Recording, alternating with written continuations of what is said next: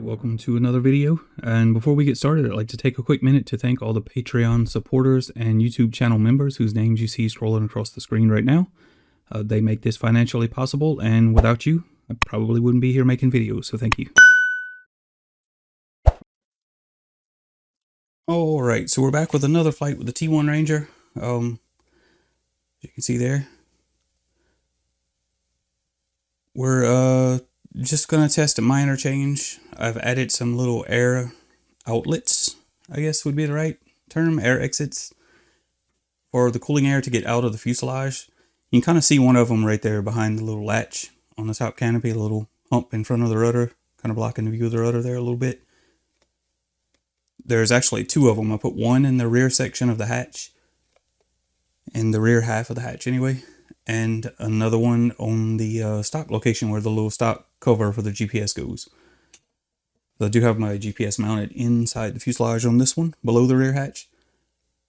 And I didn't necessarily need any more cooling in the fuselage. I just wanted to not build up such a positive pressure inside the fuselage. So I did notice that my barometer was off a little bit after adding the Walksnail transmitter with the relatively large air intake that kind of came along with it. So I decided to add these little air exits to hopefully not build up as high of a pressure inside the fuselage. Kind of curious where that bird went that just flew by. Probably not going to be able to see him out toward the sunset. Oh, there he is. Not sure what kind of bird that was. Looked like he had a long neck. But anyway. So, yeah, everything runs cool, or did run cool the way it was before, but hopefully adding these little air exits will let the air out as quick as it gets into the fuselage, which obviously is going to help the cooling too. But like I said, the main purpose for doing it was to hopefully not build up a static pressure in the fuselage. And we just switched to fly-by-wire there. We're going to fly out this direction. We've let it loiter there a few times after the takeoff and get a good read on the airspeed. It is a little bit windy today. We have some thunderstorms out in this direction. You can kind of see it's not real clear, but I mean, you can see the airplanes getting bumped around, but there's all out this direction is all kind of a stationary front that's been holding a lot of moisture and hot air on us lately and been keeping the winds pretty high. It's showing an 8-mile-an-hour wind today. And this is relatively late. It's like 7:45 p.m. It's pretty late for this amount of wind anyway.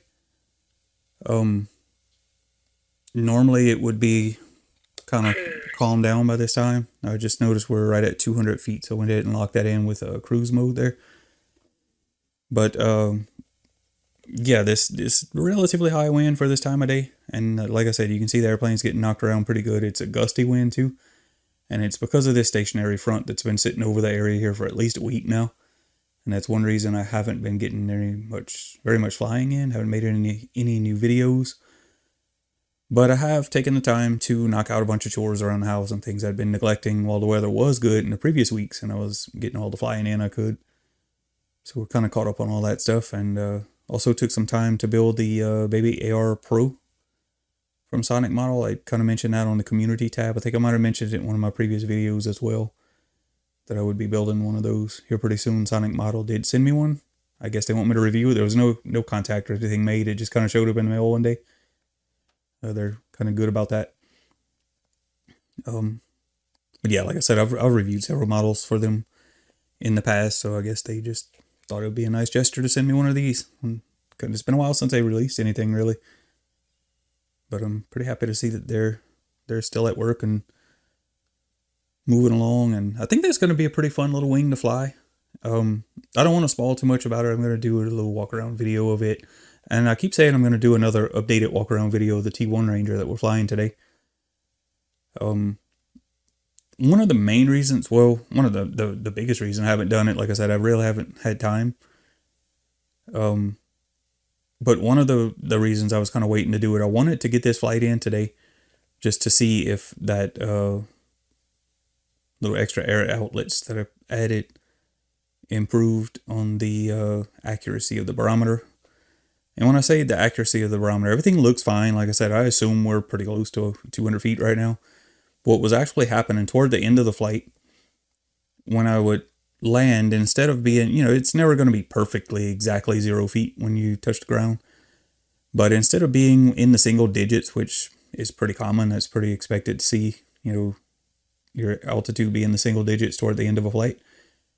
I noticed the last couple of flights I had since adding the walk snail in this one, I was off sometimes like upwards of 15 feet.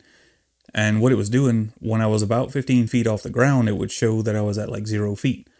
And then from there, the rest of the way down, it would get into the negative for my altitude reading. And once the airplane stopped flying and moving through the air and was sitting stationary on the ground, it would kind of settle back down to 0. And that's a clear indication of having a high static pressure in the fuselage. And that's clearly because we had too much air intake and not enough exhaust. But like I said, that's less than ideal for cooling, but I haven't seen any cooling issues since I've been flying. And it's, smoldering hot here lately. It's been in the triple digits most days during the midday. And even right now, it's in the mid 90s right now. It's like 94, 95 degrees. And everything runs cool, especially that I'm using the little Atom RC switch. Or not Atom RC, the Menace RC switch to leave my video transmitter powered off until I go ahead and get ready to launch. Once I have my GPS locked and arm the airplane and everything. Just before takeoff, I'll go ahead and power up the transmitter, and it doesn't really have a chance to overheat sitting on the ground in standby mode. We're kind of getting down lower to the trees here. I want it to kind of fly a little bit lower out here, but it's pretty gusty, as you can see. The wind rolling off all these woods out this way. It's actually showing a tailwind right now, which, as far as I was aware, it was mostly a wind from the south. But maybe it's shifting, I don't know. But anyway, back to what I was saying. I don't start my transmitter up until I'm ready to take off, and it really doesn't have a chance to overheat that way. So it's a lot cooler when I take off like that.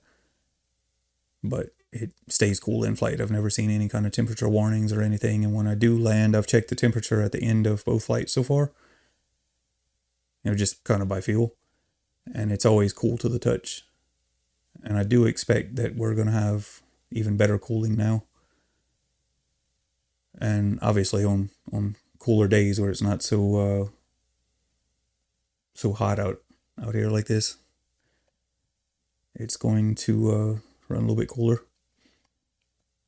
I wanted to kind of look around this area right out here. I noticed the last few days they'd been burning something out here. I thought it was over in this corner of the cow pasture area, but maybe it's not. It's probably over where they took down these old catch pens. I'm guessing they were kind of burning some of that old stuff, old rotten wood and things like that, to get rid of all that. So I guess just the angle it kind of looked like it was back here from the house. See, I do see kind of look like some ash piles out here. There's a car on the roadway too there. But yeah, these little ash piles are probably what was burning, what I was seeing from the house. Yeah, pretty sure that's it. Let's see, we're doing 42 miles an hour ground speed. Yeah, we're going to outrun this car. I was going to see if we could maybe get down behind them and chase them a little bit, but no. We're going to overfly them a little bit with the tailwind that we do have. Yeah, you see, I'm showing, well, more or less a crosswind here, but so I guess it's more like a southeastern wind that we have today. Not that it really matters while we're flying around out here anyway, but when I do set up my landing later on in the flight, then I'll need to account for that. I'll probably end up landing from the other direction. That's another thing I wanted to do too. I wanted to fly out the other direction, west of here, kind of southwest. They've been working with some excavators. I can hear them from the house. We saw them hauling them back there. One of them actually drove down the road in front of the house. So they probably didn't come from very far, but they walked it down the road and then they hauled another one back a couple of days later and I can hear them working from the house. I'm just kind of curious what they're doing out there. Probably going to fly out that direction before we land and check that out. But before we do, I want to do some low passes out here. I was kind of watching those white birds. We kind of scared them up. Didn't really intend to, but just flying overhead. Like I said, they tend to dislike the T1 Ranger more so than the swordfish. Well, they do kind of scatter and get away from the swordfish too, but I mean, if you're just close enough for them to see the Ranger, they jump up and fly. They immediately get out of the area. Like I guess they notice it more because it's a darker colored foam. But the swordfish being all white foam, I guess it's less intimidating and more familiar to them. But yeah, see, they're doing their typical kind of circle around behind you, get on your tail thing. And there was one flying up higher, up this direction. I saw he was kind of out here. I was looking for him, but I don't see him. That's probably him out that way. Kind of caught a glimpse of him out there. We'll head that way and see. There's actually a lot of them up there. I guess I was just catching the shadow of one of them.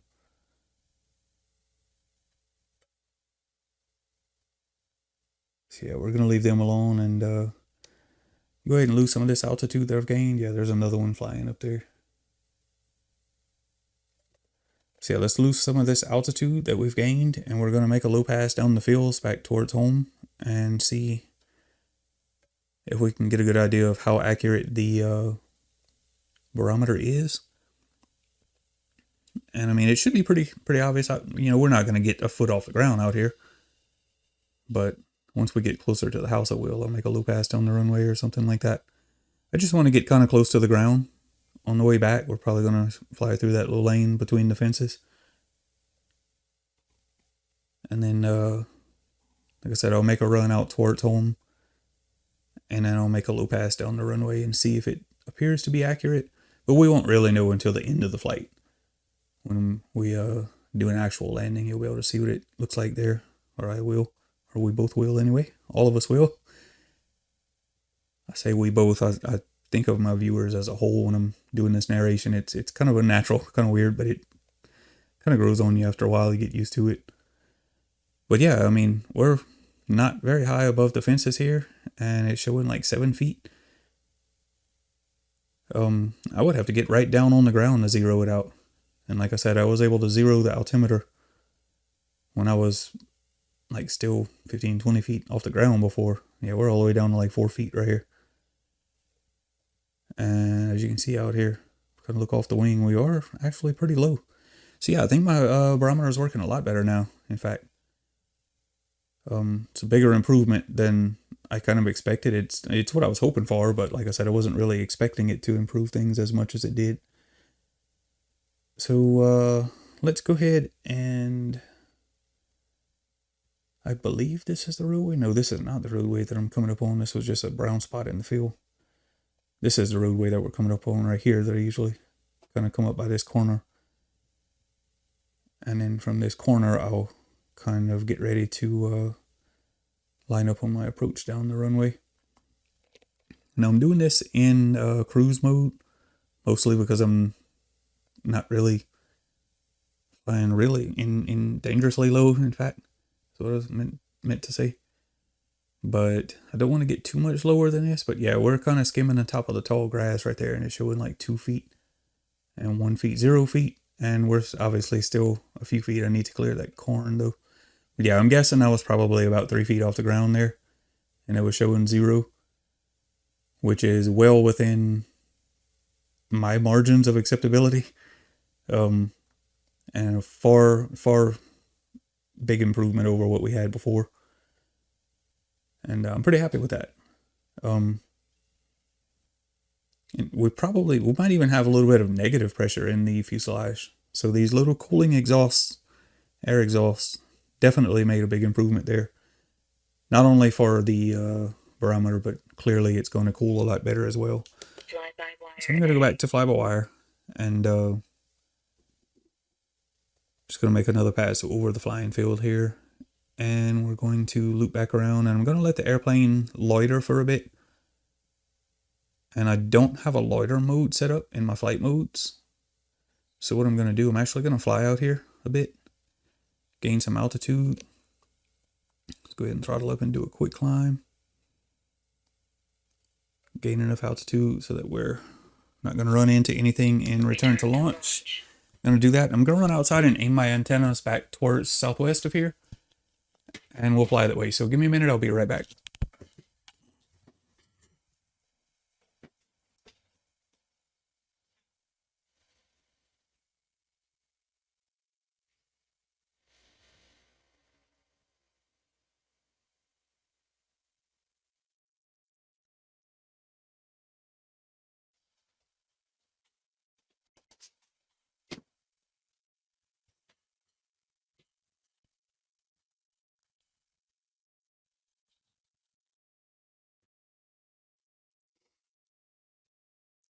All right, I'm back.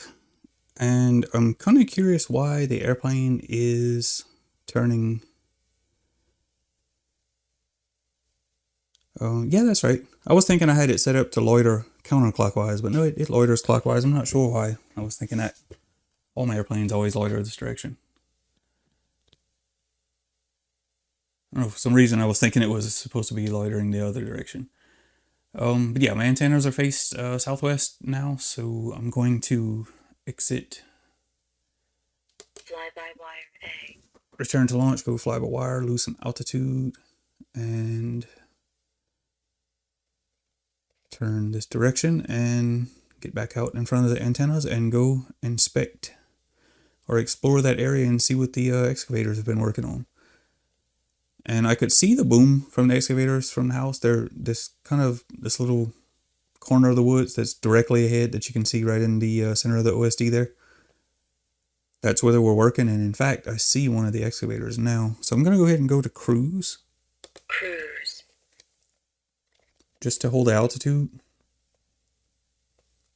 Or that may be a tractor. Yeah, that's a tractor. That's not the excavator, but you can see all the fresh dirt and down trees and everything.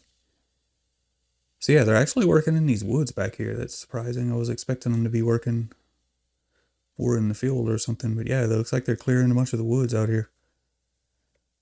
I see a little dozer parked there, and there's one of the excavators.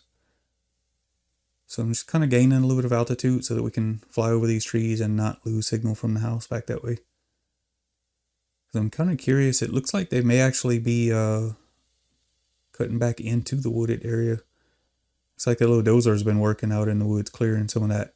So yeah, I guess it's more so the wooded area than the farmers in the farmland, the fields. Which, like I said, is a bit surprising, as I didn't expect them to be putting that much money and stuff work into just a little patch of woods that they hunt in. I don't know, maybe somebody's getting ready to do something different with it. Should be pretty interesting to follow the progress if that's what's happening. But yeah, you can see they have some roadways and stuff in there. Those have been in there for a couple of years, since they've been hunting all this stuff pretty regular. But yeah, kind of curious to see what happens with all that. Yeah, like I said, you see once we get the trees kind of between us and home, the signal's back up fine now, but you saw it kind of dipped out there for a minute. So yeah, what I'm going to do, I'm going to fly back a little bit toward the north, just so that we have the antennas looking through this clearing. Actually need to fly out this direction right now. That should be pretty good. Yeah, that looks good to me. And I just want to kind of look out here a little bit and see. Because like I said, I kind of expected that machinery to be working out here in this farmland. They actually just cleared this whole big field that we're kind of looking to right now off the left side of the plane, out off the wingtip. This entire field was kind of overgrown for a while, and they just cleared it all again last couple of years. This might be the first year they've actually farmed it since then. Or they might have cut one crop already, I don't really remember. But I also wanted to make a pass out this direction by the these little ponds back this way. I'm not sure if my signal is going to hold up very well though. But if it doesn't, we'll just fly back north, get the signal back. Yeah, see, there's a piece of machinery out here that I was kind of looking at. Or that I expected to see anyway. That's what I'm looking at right now. There's a little dozer sitting there. Kind of right below us, right down there. Looks like they've been working out here a good bit too. Because all this land recently changed hands. One of the guys that does some of the crop dusting, one of the local pilots, he actually bought all this kind of hunting area back here. I'm pretty sure they're gonna just keep it hunting, keep it for hunting anyway, hunting club or whatever. But I was just kind of curious if they were developing anything since they bought it. Hadn't really been back here to look since it changed hands. Thought we'd kind of come out here today and take a quick look. Now I am kind of mindful of my battery, because like I said, we only have a 3,000 milliamp hour battery in here, and my video is actually dropping out during the turn. So I'm going to go to return to launch, because my video was out for long enough there for me to kind of worry about that. But I see why now. I actually went too far north, and the trees are kind of between us and the airplane right now. So that's what's going on there. So I can actually go back to cruise and get back to the south, and you should see my signal and bitrate both climb again, or maybe not. Return to launch. And we actually fell safe there for a minute. I think that's what happened. So I went back to fail safe. Now we're in return to launch. And we're going to see if we can make it back home on the battery that we have left. I might actually go to cruise.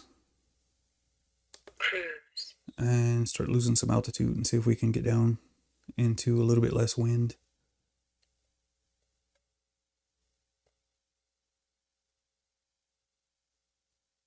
Or maybe I should kind of store my altitude in case I have to try to glide on. No, we should be fine on the battery we have left, I think. I hope. That's one thing about this little plane. But like, I mean, I've been flying it around for what, 22, 23 minutes now. And time does fly when you're having fun. And it is a fun little plane to fly. And it's not as efficient as some of the other airplanes that I'm used to flying. You see we're burning like 190 milliamp hours per mile. And obviously the headwind that we're fighting right now, you see we're flying into about a 7 mile an hour headwind. That's going to affect efficiency as well, obviously. I'm curious, maybe if we climb, we can get out of that headwind. Because it did seem to be more of a crosswind when we're a little bit higher up. Kind of curious if we get up here, if we'll pick up some ground speed or not.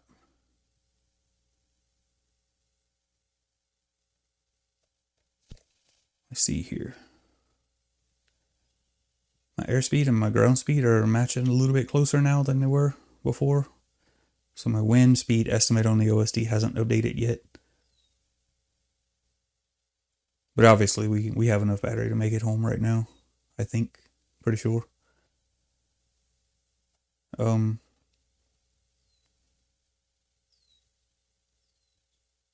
yeah, I would like to get a little bit more flight time out of the Ranger, the T1. It's maybe like one of the only real complaints I have with it, but it's good enough if you keep in mind that you only have 3,000 milliamp hours on board. Now I'm using the AU line pack, which is a Sony VT6C cells. And obviously I could get more than 3,000 if I went with more cells, 18650 cells with more capacity. I could do, the Panasonic? I forget the name of them, the ones that are running all my other airplanes.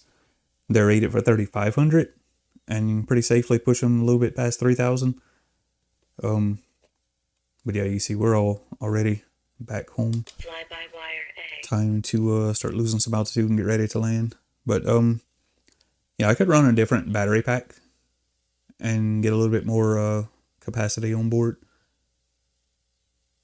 But I wouldn't really want to go with a heavier battery because I have these pushed right back against the flight controller.